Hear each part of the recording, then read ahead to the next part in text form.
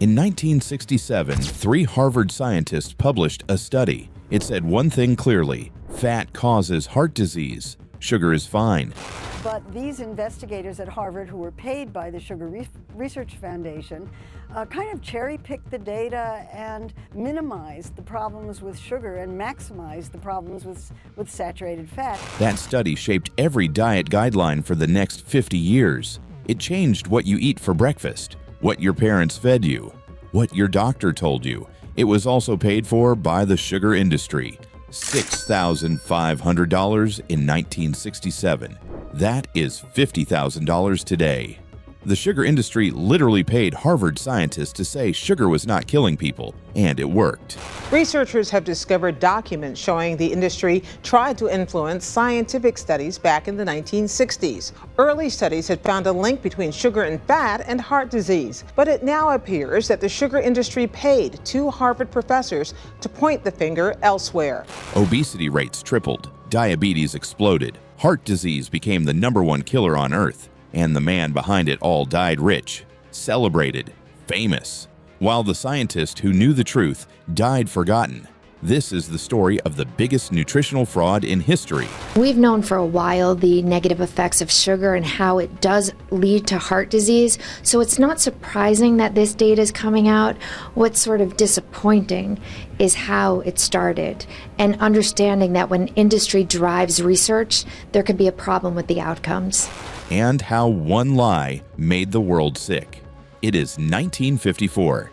The sugar industry has a problem. Americans are eating less sugar. Studies are linking it to heart disease. The industry is losing money. So they made a decision not to make sugar healthier, to make you believe fat was the problem. They hired a man named John Hickson, vice president of the Sugar Research Foundation. His job was simple: find scientists, pay them, get the result the industry needed. He went to Harvard. He found 3 scientists in the nutrition department. He offered them $6,500. That is $50,000 in today's money. He sent them the studies he wanted reviewed. He told them what conclusion he needed, and Harvard delivered. In 1967, the review was published in the New England Journal of Medicine, one of the most trusted medical journals on Earth. The conclusion: fat causes heart disease. Sugar is not the problem. Not a single word about who paid for it. Because in 1967, journals did not require scientists to disclose who funded their research. That rule did not exist until 1984. By then, the damage was already done, and nobody had any idea how bad it would get.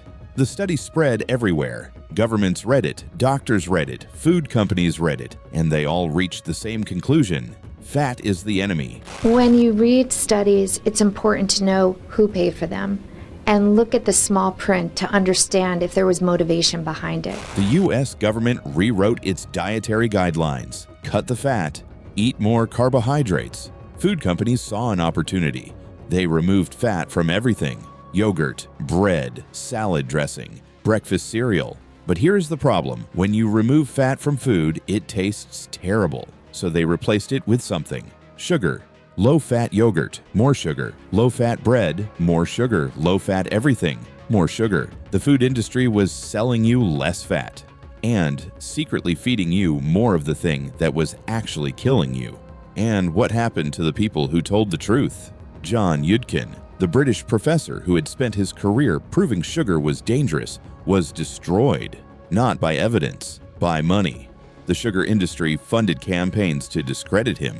Ansel Keys, the most prominent scientist backing fat as the enemy, personally attacked Yudkin in scientific journals, called his work a mountain of nonsense. Other scientists saw what happened to Yudkin and stopped publishing anything negative about sugar because they were afraid. Yudkin published his book in 1972, Pure, White, and Deadly. The title said everything. The sugar industry called it science fiction. Yudkin died in 1995, forgotten. His book out of print, his research dismissed for decades. Meanwhile, the numbers were changing. In 1950-12% of Americans were obese. By 1980, 15%. Then the low-fat guidelines hit. By 2000, 35% of Americans were obese. In the UK, obesity tripled in 20 years.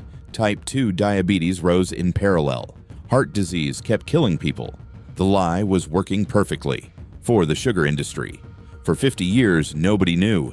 The Harvard study was cited thousands of times in medical journals, in government guidelines, in every nutrition textbook in the world. Nobody questioned it because it came from Harvard. Then in 2016, a researcher at UC San Francisco found something in a tobacco industry archive, internal documents, letters between John Hickson and the Harvard scientists, payments, instructions, revisions, everything. The documents showed exactly what had happened. The sugar industry had not just funded the research, they had designed it. They had chosen which studies to include. They had told the scientists what conclusion to reach. And Harvard had delivered exactly what they paid for. The findings were published in JAMA Internal Medicine. The lead researcher wrote, "The documents show that the sugar industry initiated and paid for research that successfully shifted the scientific debate away from sugar and toward dietary fat. It was not a theory. It was not a conspiracy. It was documented, in writing, with names and amounts." The dietary guidelines shaped by that 1967 study were not fully revised until 2015.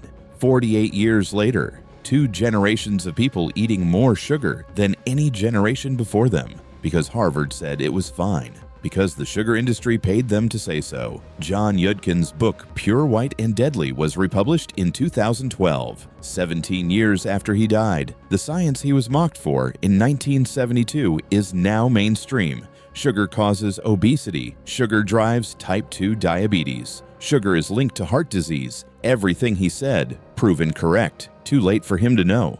So what do you actually take from this? Because this is not just a story about sugar. This is a story about who you trust and why.